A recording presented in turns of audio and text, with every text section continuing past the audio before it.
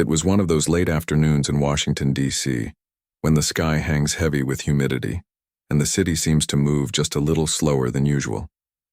The kind of day where even the pigeons look tired. Pam Bondi stepped out of a black town car near the entrance of a sleek modern hotel just a few blocks from the Capitol.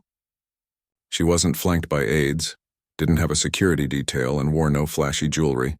Just a simple navy blazer, dark slacks, and a pair of comfortable flats that had seen better days. Her hair was pulled back in a low ponytail, and her face, usually polished for cameras, was bare of makeup except for a touch of tinted moisturizer. To anyone glancing her way, she looked like just another traveler, maybe a lawyer, maybe a consultant, someone used to long days and quiet professionalism. She'd checked in under a different name. Not because she was hiding exactly, but because she needed space. The past few weeks had been a whirlwind. Confirmation hearings, media speculation, whispered conversations in hallways that always seemed to stop when she walked by.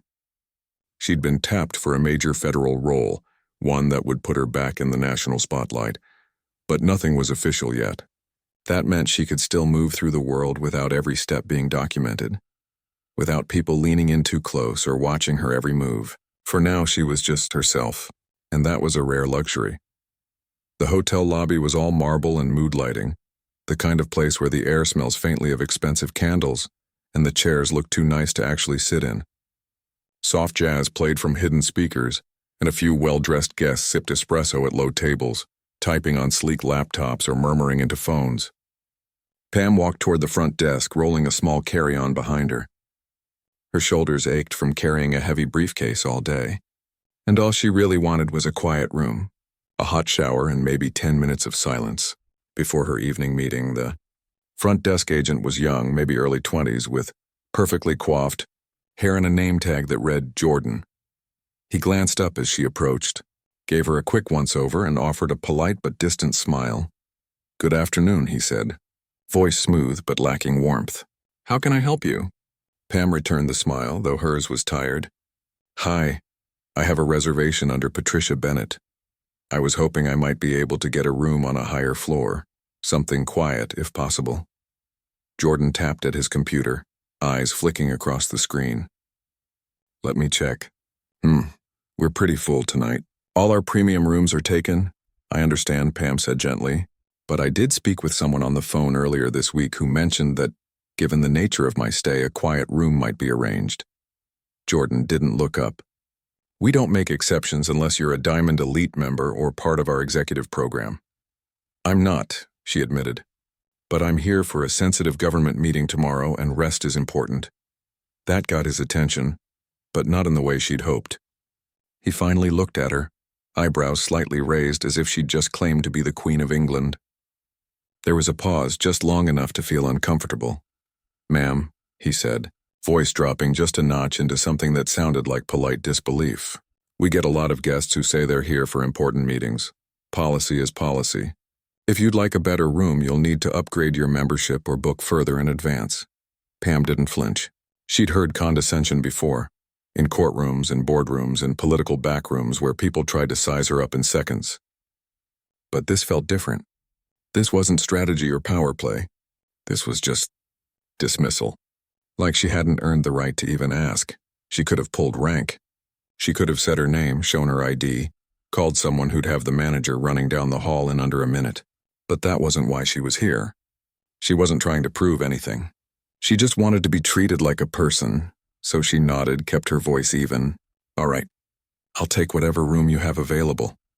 Jordan handed her a key card without another word. "Room 512, elevators are to your left. Checkout is at 11. She took the card, thanked him because manners cost nothing, and turned away. As she walked toward the elevators, she heard him mutter something under his breath to the colleague beside him. She didn't catch the words, but the tone was clear, amused, maybe even a little mocking. The elevator ride was quiet. The mirrored walls reflected a woman who looked more tired than she felt. She smoothed her blazer, adjusted her ponytail, and took a slow breath. It was just one moment, she told herself. One rude clerk in a city full of them. It didn't matter, but it did, a little. Because no matter how high you climb, how many titles you collect or rooms you command, there's something deeply human about wanting to be seen. Not for your position, but for your presence. And in that lobby, she hadn't been seen at all. Room 512 was clean, modern, and utterly ordinary. A queen bed, a desk by the window, a view of a brick wall and a sliver of sky. She set her bag down, kicked off her shoes, and stood by the window for a long moment, watching the city pulse below. Cars honked, tourists snapped photos, a street vendor packed up his cart. Life went on, unaware that someone who'd argued before the Supreme Court and led statewide investigations was standing just a few floors above, feeling oddly small. She thought about calling someone, her sister maybe, or an old friend from law school. But what would she say? I got treated like a nobody at a hotel? It sounded silly even in her head. Instead, she unpacked her things slowly, hung her blazer carefully in the closet, and laid out the notes for tomorrow's meeting on the desk. Then she sat on the edge of the bed, rubbed her temples, and let herself feel the weight of the day. Outside, the sun dipped lower, casting long shadows across the street. The hotel hummed with the quiet energy of people coming and going, living their own stories, unaware of the quiet drama that had just unfolded at the front desk. Pam didn't plan to make a scene. She didn't want revenge or an apology, but something about the way she'd been spoken to, the casual assumption that she didn't belong, that her request was unreasonable, had lit a small, steady flame inside her. Not anger exactly, more like resolve, because tomorrow she'd walk into a room full of powerful people and speak with authority. She'd represent not just herself, but an office, a mission, a responsibility. And tonight in this anonymous room, she reminded herself of a simple truth. Dignity isn't given by titles. It's carried within. She stood up, splashed water on her face, and decided to go for a short walk before dinner. Maybe grab a coffee, clear her head. As she stepped back into the hallway, she passed a housekeeping cart and nodded at the attendant, who smiled warmly in return. That small exchange, genuine, human, felt like a reset. Back in the lobby, the same jazz played. Jordan was still at the desk, now laughing with a guest who wore a designer suit and flashed a platinum credit card like a badge of honor. Pam didn't look his way.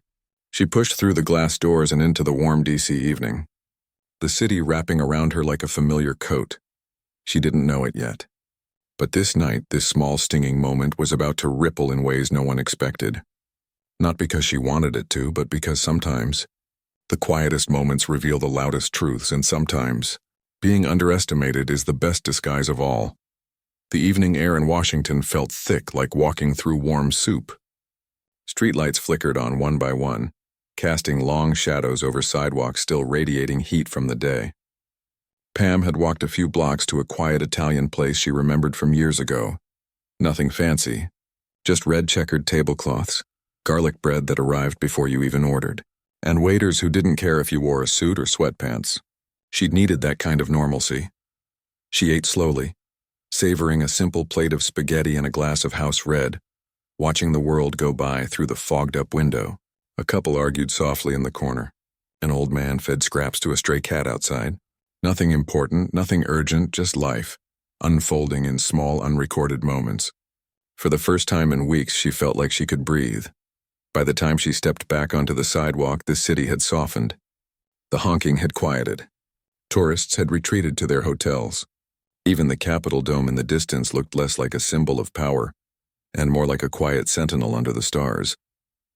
She walked back toward the hotel with her hands in her pockets, shoulders relaxed, mind clearer than it had been all day. But that calm didn't last long. As she approached the hotel's grand entrance, she saw two staff members near the side door, probably taking a quick break. One was the bellhop she'd noticed earlier, tall, broad-shouldered, wearing the hotel's crisp navy uniform with gold trim. He was leaning against the wall, sipping from a paper cup, talking in a low but sharp tone to the other employee. Pam didn't mean to eavesdrop. She was just passing by, heading for the main doors. But then she heard it. Her voice, or at least the voice of the woman they thought she was.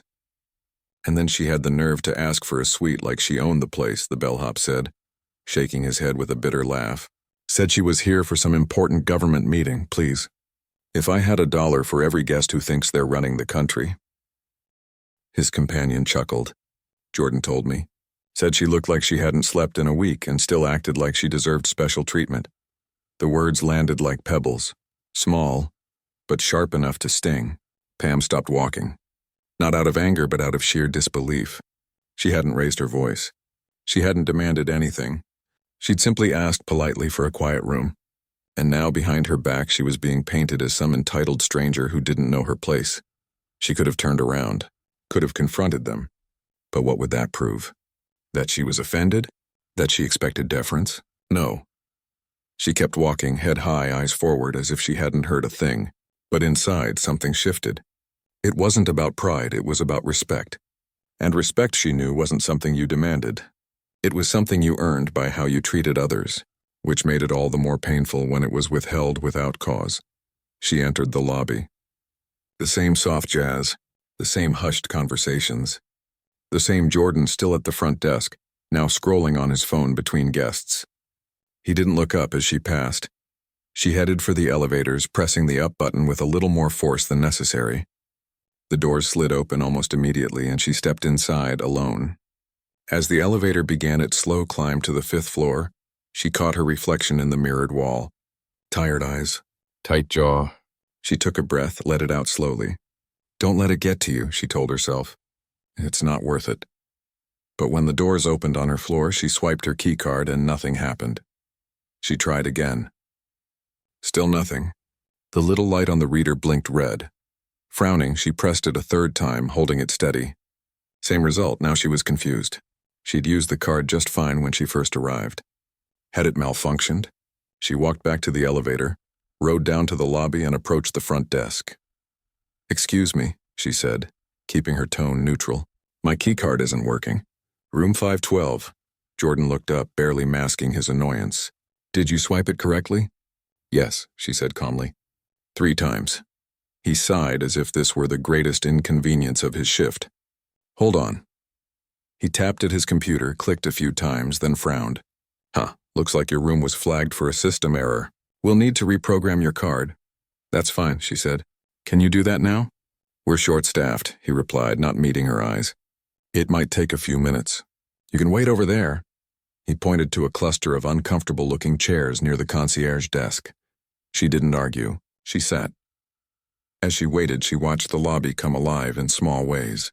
A businessman argued with the valet about his car. A family with 3 tired kids checked in, the parents whispering urgently about lost luggage. A woman in a sequined dress laughed too loudly into her phone. Everyone had their own story, their own stress, their own invisible weight. And yet she couldn't shake the feeling that she'd been singled out, not for anything she'd done, but for how she'd looked, how she'd spoken, maybe even how she'd carried herself, like she hadn't dressed the part of someone important enough to deserve basic courtesy. 10 minutes passed, then 15. No one came to help her. Jordan was now helping a couple who'd arrived in a luxury sedan, their suitcases monogrammed, their voices smooth with entitlement. He smiled widely at them, offered a complimentary bottle of champagne, upgraded them to a suite without being asked. Pam watched it all without expression. Finally, she stood up and walked back to the desk. "I still need that keycard," she said, voice quiet but firm. Jordan glanced at her like she'd interrupted something important. "I told you, it'll be a few more minutes. We're handling a priority guest." "I understand," she said, "but I'm still a guest too." He hesitated, then shrugged. "Look, if it's such a big deal, you can speak to the manager tomorrow." "Tomorrow?" she repeated. "I need to get into my room tonight." "Well, unless you're willing to wait, there's not much I can do." There it was again, that subtle edge, that quiet suggestion that she wasn't worth the effort. She didn't raise her voice, didn't threaten, just nodded once, turned, and walked out of the lobby. This time she didn't go far. She found a bench across the street under a flickering street lamp and sat down. The night air felt cooler now. She pulled out her phone, not to call anyone, but just to ground herself. The screen lit up with missed notifications. Emails, news alerts, a text from her assistant confirming tomorrow's schedule. She thought about calling the hotel's corporate office. Thought about revealing who she was right then and there. But something stopped her. Because this wasn't really about her. It was about the countless people who walked into places like this every day. People who didn't have titles. Who didn't wear power suits, who asked for simple things and were met with indifference or worse. People who left feeling smaller than they were when they walked in. She'd been in rooms where decisions were made that affected millions. She'd stood in courtrooms where justice hung in the balance. And yet, here she was sitting on a public bench because a front desk clerk decided she wasn't worth 5 minutes of his time. The irony wasn't lost on her. After a while, she stood up, brushed off her slacks, and walked back toward the hotel. She wasn't going to let this ruin her night or her purpose. She had a meeting in the morning that mattered far more than a snide comment or a broken keycard. This time, she went in through the side entrance, the one near the staff break area. The bellhop was still there now, lighting a cigarette. He saw her and quickly looked away, but not before she caught the flicker of recognition and discomfort in his eyes. She didn't say a word. Just walked past him, head high, and headed straight for the service elevator. She'd used it once before, years ago, during a security briefing at another hotel. Staff elevators often bypass the main system. She pressed the button. The doors opened. She stepped in, pressed 5, and this time, the card worked because the service elevator didn't require one. Back in her room, she locked the door, leaned against it, and finally let out a long breath. The room was exactly as she'd left it. The notes still on the desk. The bed still neatly made. Outside, the city hummed on, unaware of the small drama that had just played out beneath its surface. She changed into comfortable clothes, washed her face, and sat by the window again. This time she didn't feel small. She felt clear. Because sometimes being treated like you don't matter reminds you exactly why you do. And tomorrow, she'd walk into that meeting not as someone seeking validation, but as someone who knew her worth, quietly, firmly, without needing to prove it to anyone. But she also knew one thing for sure. This wasn't over. Not because she wanted revenge, but because fairness mattered. Respect mattered. And if no one else was going to stand up for it, maybe it was time someone did. She turned off the light, climbed into bed, and closed her eyes. Somewhere down in the lobby, Jordan was probably laughing with his co-workers about the difficult guest who didn't know her place. He had no idea who he was really talking about. And that, Pam thought as she drifted off, might just be the most powerful disguise of all. Morning came softly in Washington, the kind of dawn that sneaks in through the blinds without making a sound. Pam woke before her alarm, already alert, already thinking. She'd slept better than she expected. Maybe because she'd stopped carrying the weight of last night so tightly. The hotel's slight hadn't vanished. It still sat there, quiet and sharp. But it no longer felt like a burden. It felt like a reminder that even when you've stood before judges, testified before Congress, or led entire departments, you're still just a person walking into a room where someone might decide, in a split second, that you don't belong. She showered, dressed in a crisp white blouse and tailored black pants, and pinned her hair back neatly. Not for show, but because it helped her feel centered. She didn't put on much makeup, just enough to look awake. This wasn't about appearances, it was about presence. Downstairs, the hotel buzzed with the energy of a new day. Business travelers tapped at laptops in the lobby cafe. A group of conference attendees gathered near the elevators, laughing over coffee. The air smelled of fresh bread and strong espresso. Pam headed toward the executive lounge, a quiet space on the mezzanine level that she'd been told was included with her reservation. It wasn't about luxury. It was about having a calm place to review her notes before the meeting that could shape the next chapter of her career. She found the lounge easily, a glass door with a discreet sign, soft lighting inside, plush chairs arranged around low tables. She reached for the handle. "Ma'am?" The voice came from behind her. A man in a dark suit, mid-40s, polished shoes, name tag reading manager, stood a few feet away, arms crossed loosely, expression unreadable. "Yes?" Pam turned, polite but guarded.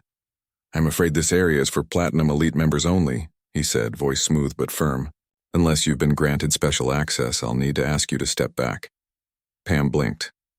"I was told at booking that access to the executive lounge was part of my stay. I even confirmed it in my email." The manager didn't smile. He tilted his head slightly as if considering whether her words were worth his time. "Those promises are sometimes made by call center staff who don't understand our current policies. I'm sorry for the confusion, but rules are rules." There it was again, that quiet dismissal wrapped in professional language. Not rude exactly, just final, as if her word meant less than his policy manual. "I see," Pam said, keeping her tone even. "Would it help if I showed you the confirmation email?" He gave a small, almost imperceptible shrug.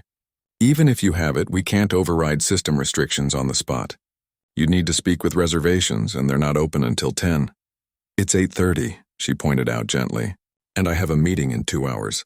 All I need is a quiet place to prepare. For the first time, something flickered in his eyes. Not anger, but impatience, like she was wasting his morning. Ma'am, he said, lowering his voice slightly, though not out of kindness, more like he was speaking to a child who just wouldn't listen. I'm sure you misunderstood. This isn't that kind of hotel. We don't bend rules just because someone says they have an important meeting. The words landed hard, not because they were shouted, but because they were delivered with such calm certainty, as if her very request was proof she didn't belong. A few guests nearby had stopped to watch. A woman sipping tea looked away quickly. A man in a navy suit pretended to check his phone, but his eyes kept darting back. The air felt thick, charged with the kind of tension that comes when someone's dignity is being quietly stripped away in public. Pam didn't flush, didn't stammer.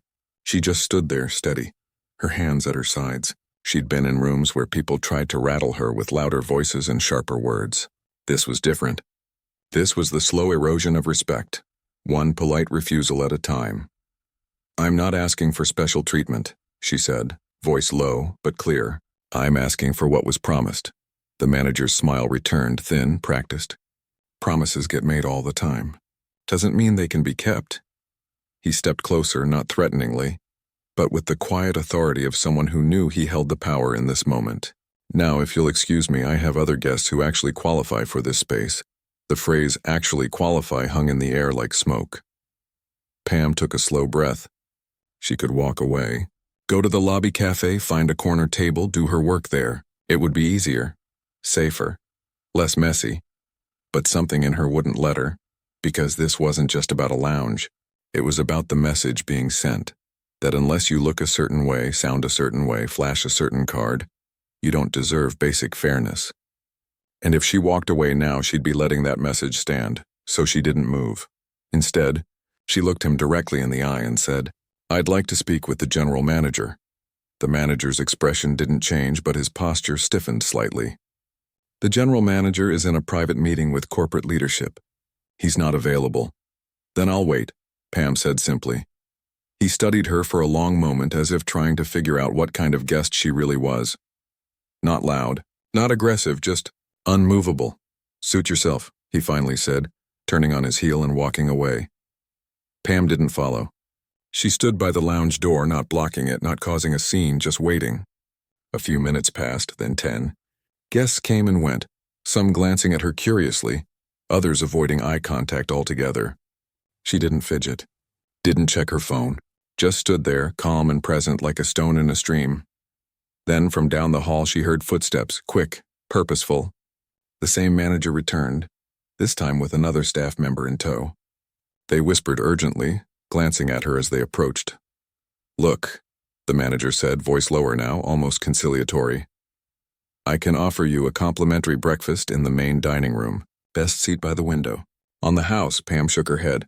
That's kind of you, but I'd still like to speak with the general manager. He's not coming out, the manager said, frustration creeping into his tone.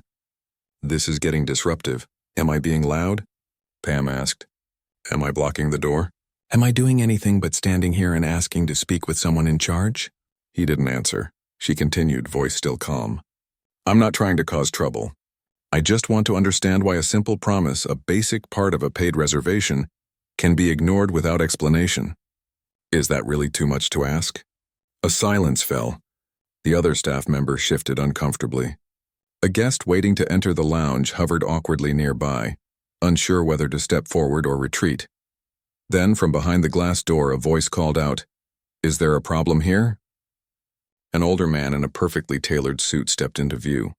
Silver hair, sharp eyes, the kind of presence that didn't need to announce itself. He looked at Pam, then at the manager, his expression unreadable. The manager immediately straightened. No, sir. Just a small misunderstanding. We're handling it. But the older man didn't look convinced. He opened the door and stepped out, nodding politely at Pam. May I help you?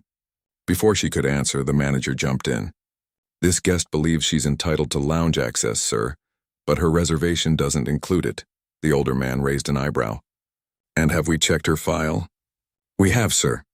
No elite status. No upgrade, Pam finally spoke. I never claimed elite status. I was told at booking by your own staff that lounge access was included with my room type for this specific stay. I have the email. She pulled out her phone, opened the message, and handed it to him without drama, without flourish. He read it slowly. His expression didn't change, but something in his shoulders shifted, just slightly. He handed the phone back. I see, he said. Then to the manager. Why wasn't this resolved at check-in? The manager opened his mouth, then closed it. We assumed it was a mistake. Assumed. The word hung in the air like a verdict. The older man turned back to Pam. My apologies for the inconvenience. Please enjoy the lounge, and your breakfast is, of course, on us. It wasn't an apology for the condescension. Not really. But it was an acknowledgement, small but real. Pam nodded. Thank you. She stepped inside the lounge. The air was cooler here, quieter. She found a seat by the window, set down her briefcase, and opened her notes. Her hands were steady. Her mind was clear. But as she sipped the coffee a server brought her, fresh, hot, no questions asked, she couldn't shake the feeling that this wasn't over. Because the real issue wasn't whether she got into the lounge, it was why it had been so hard to get in, why her word wasn't trusted, why her request was treated like a demand, why, in a city full of power, she'd been made to feel powerless over something so small. She looked out the window at the street below. People hurried past, each carrying their own invisible battles. How many of them had been told in 100 quiet ways that they didn't qualify, that they didn't belong? She finished her coffee, reviewed her notes one last time. Then she closed her folder, stood up, and walked out of the lounge, not with anger, but with purpose, because sometimes the most powerful thing you can do isn't to shout. It's to remember who you are, and make sure others remember too. And as she headed back to her room to gather her things before the meeting, she knew one thing for certain. Today wasn't just about policy, it was about people. And people deserved better. The morning sun had climbed higher by the time Pam left the executive lounge, casting sharp rectangles of light across the polished marble floor of the mezzanine. She walked slowly, not because she was in no hurry, she had a high-stakes meeting in less than an hour, but because her mind was working through something deeper than policy briefings or talking points. It wasn't anger she felt exactly, more like clarity, the kind that comes after you've been pushed just enough to see the shape of the wall you're up against. She took the elevator down to the lobby, briefcase in hand, posture straight but not stiff. The same hushed elegance greeted her, guests murmuring over cappuccinos, the soft clink of silverware, the low hum of a city that never really sleeps. But this time she saw it differently, not just as a place to rest, but as a stage where small acts of power played out every hour. Who got a smile? Who got a shrug? Who got believed and who got doubted before they even spoke? She was halfway across the lobby when her phone buzzed in her blazer pocket. She pulled it out without breaking stride. The screen showed a call from a number she knew well, one that rarely rang unless it was urgent. She answered on the second ring. Yes, she said, voice calm, professional. Good morning, came the familiar voice on the other end. Measured, authoritative, the kind that carried weight even in a whisper. Just confirming you're still on for the briefing this afternoon. The president wants to go over your opening statement personally. I am, Pam replied. I'll be there. And no, the hotel incident won't affect my testimony. She didn't raise her voice, didn't add drama, just stated it plainly like mentioning the weather, but she said it loud enough, just loud enough, that the words carried in the quiet space around her. A few feet away near the concierge desk, the manager from earlier froze mid-sentence. He'd been chatting with a guest about theater tickets, but his eyes snapped toward her the moment he heard president and testimony. His face went still, then pale. Recognition hit him like a wave. He'd seen her photo in the news just last week, standing beside senators, walking into federal buildings, her name in headlines tied to one of the most significant appointments of the year. He dropped the theater brochure he was holding. Pam ended the call with a quiet, "Thank you," slipped the phone back into her pocket, and kept walking straight toward the front desk. Jordan was still there, now helping an elderly couple with extra pillows. But the moment the manager rushed over, whispering urgently in Jordan's ear, the young clerk's confident posture collapsed. His eyes darted to Pam, then away, then back again, wide with dawning horror. She didn't stop in front of them, didn't smirk, didn't gloat. She simply stood a few feet away and waited. The manager approached first, hands clasped in front of him like he was entering a confessional. "Ma'am," he began, voice tight with panic, I had no idea who you were. Please accept my deepest apologies. This is completely unacceptable." Pam looked at him, not unkindly, but with steady eyes. "You didn't need to know who I was to treat me with basic respect." He swallowed hard. "You're absolutely right. And we failed you. Let me make this right immediately. Suite upgrade, full refund, complimentary stay for as long as you need." She held up a hand, gently but firmly. "I don't want a suite. I don't want a refund," he blinked. "Then what can we do?" Pam took a breath. "I'd like to speak with the general manager in person. And I'd like the entire front office team, the desk staff, the bellhops, the guest relations leads to be present." The manager's eyes widened. "All of them? Right now?" "Yes," she said. "Within the hour. In your boardroom." He nodded quickly, already pulling out his radio. "Of course. Right away."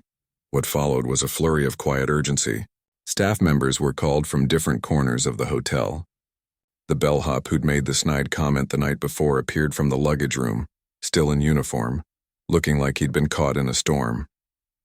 Jordan stood near the back, arms crossed, avoiding everyone's gaze. Even the housekeeping supervisor was summoned, someone who'd shown Pam kindness without knowing her name. Within 40 minutes, they were all seated in the hotel's sleek, glass-walled boardroom on the 3rd floor. Sunlight streamed through floor-to-ceiling windows, illuminating a long table surrounded by nervous faces. No one spoke. The air felt thick with anticipation and dread. Then the door opened.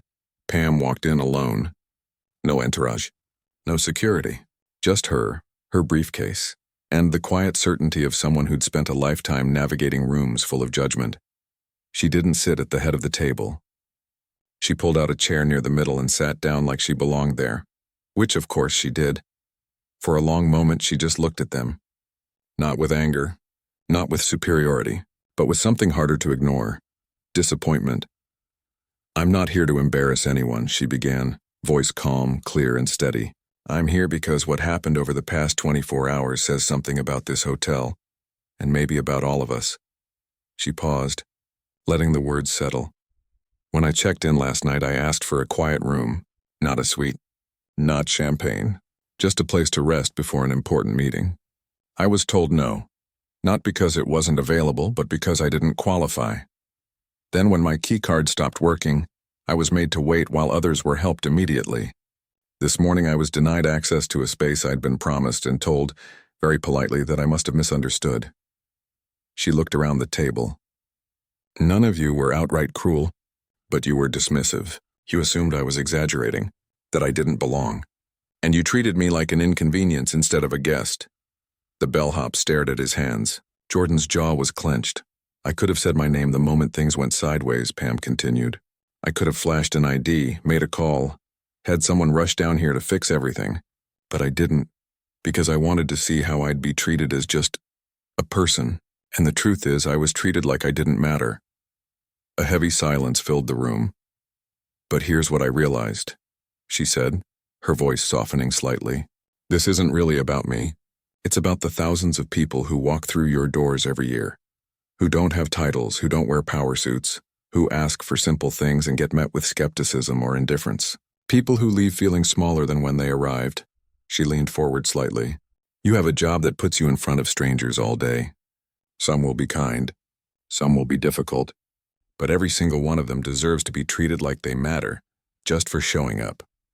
The general manager, the silver-haired man from the lounge, cleared his throat. "You're absolutely right, and we will address this immediately. Mandatory retraining, policy review, whatever it takes." Pam nodded. "Good. But training alone won't fix it if the mindset doesn't change." Then she did something unexpected. She turned to the bellhop, the one who'd mocked her the night before. "You said I acted like I owned the place," she said gently. "Did I?" He looked up, startled. His eyes were red-rimmed. No, ma'am, you were polite. I assumed. And assumptions, she said, are where respect goes to die. He nodded, unable to speak. She turned to Jordan. You told me policy is policy. But policies are made by people, and people can choose to apply them with humanity or without. He swallowed hard. I'm sorry, he whispered. I believe you, Pam said. And I hope you'll remember this moment the next time someone asks for help, even if they don't look like they deserve it. She stood up. I'm not asking for special treatment. Never was. I'm asking for fairness, for dignity, for the understanding that how you treat someone when you think no one's watching says everything about who you are. She gathered her briefcase. I'll be checking out after my meeting this afternoon. No upgrades, no refunds, just a regular checkout like any other guest. The general manager stood. At least let us escort you to your car. She smiled faintly. Only if you promise not to treat me any differently than you would the next person who walks in off the street.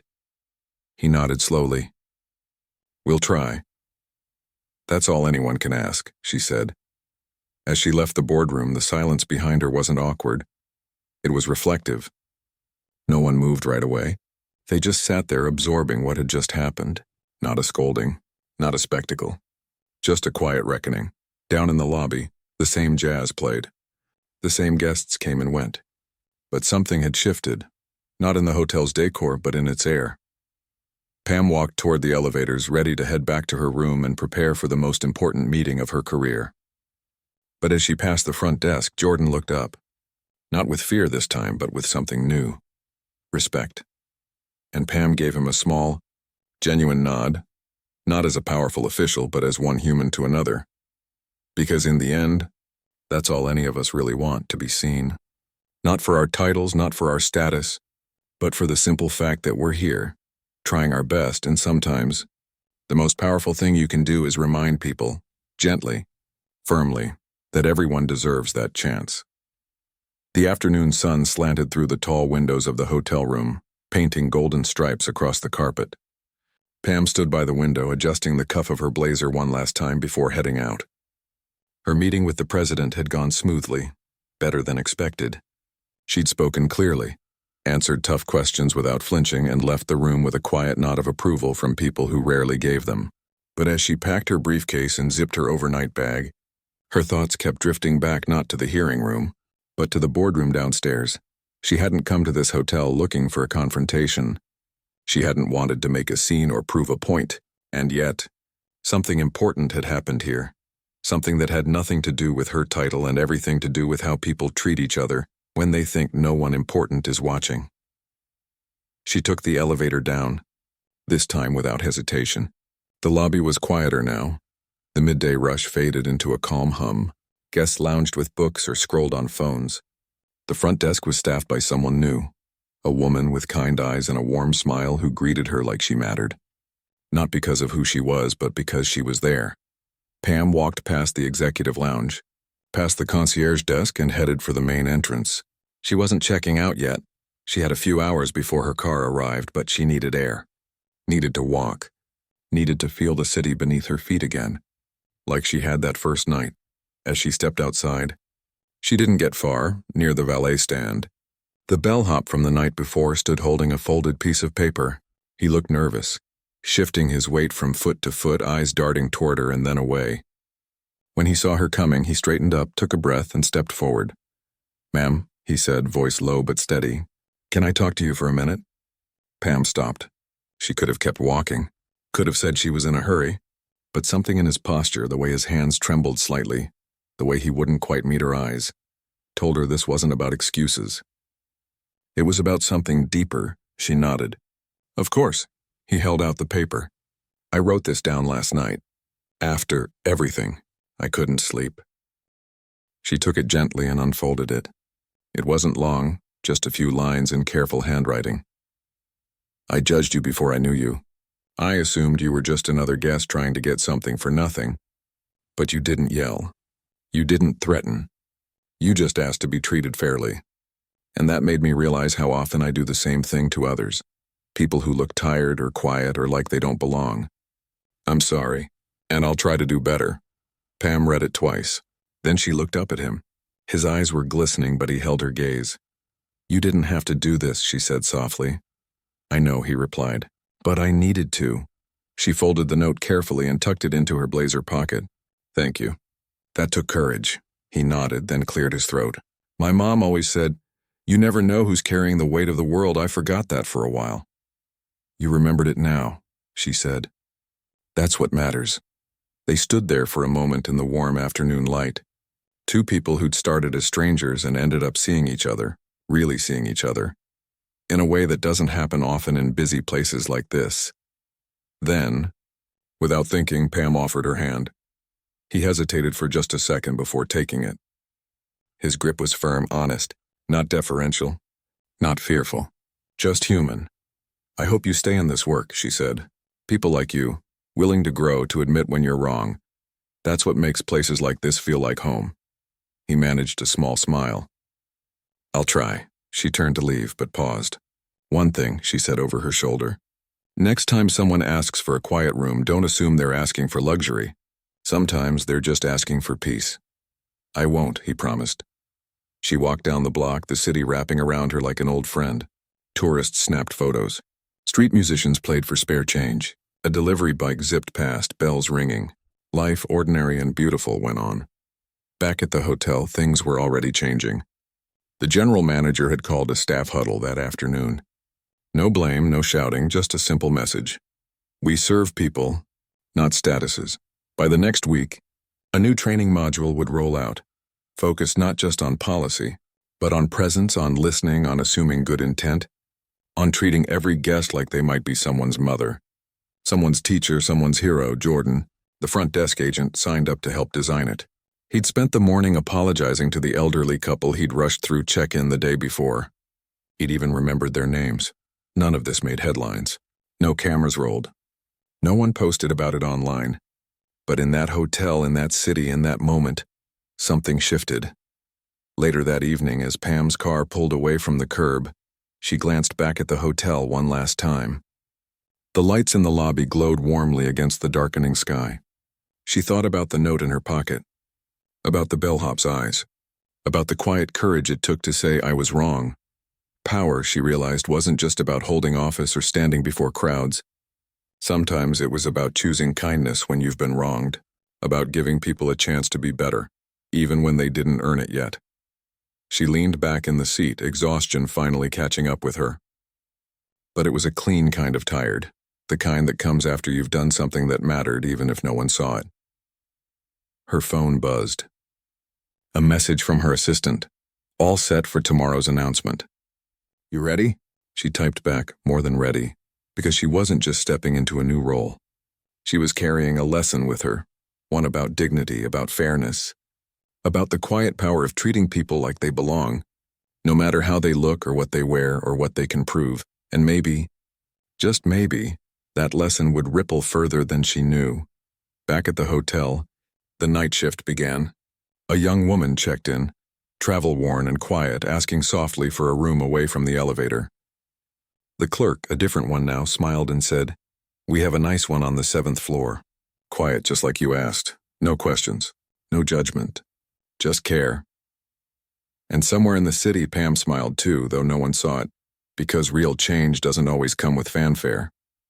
Sometimes it starts with a single moment of humility, a single act of grace, a single person deciding that how they treat others matters more than how others treat them.